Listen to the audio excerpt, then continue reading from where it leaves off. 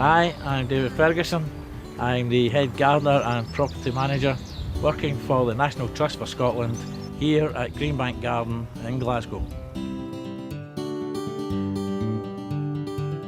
In this film we'll see how to attract frogs to the garden. The frog is a gardener's friend, eats many slugs and snails, so we want to encourage them to come and to be happy in the garden. The best way of attracting frogs to a garden is to have a pond. Once you've brought a pond into the garden, the frogs will come.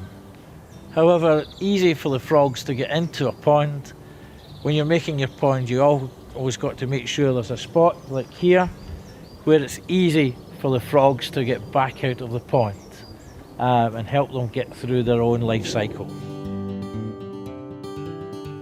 Having attracted our frogs to the garden, to keep them happy, to keep them here and keep them working for us, on the north face, the north side of your hedges or on a wall, having lots of ground cover plants means there's plenty of nice, moist, damp places for the frogs to hide out in during the day so they don't get dried out.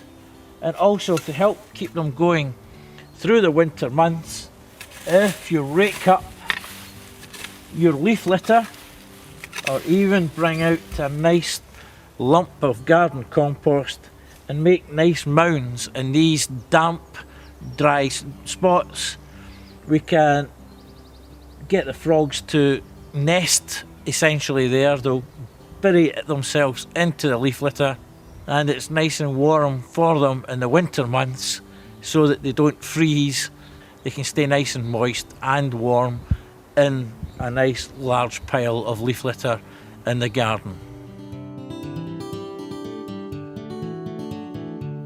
You can work all year in the garden, you might never see your frogs, but in March they'll come appear in the pond where they'll all be spawning.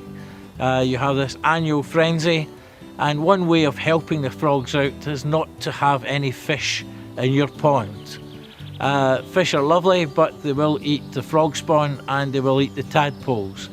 They'll also eat other invertebrates you have in the pond, so to help wildlife along, to get a greater diversity of wildlife in your pond, try not to have fish and be friendly to frogs. And that's how to attract frogs.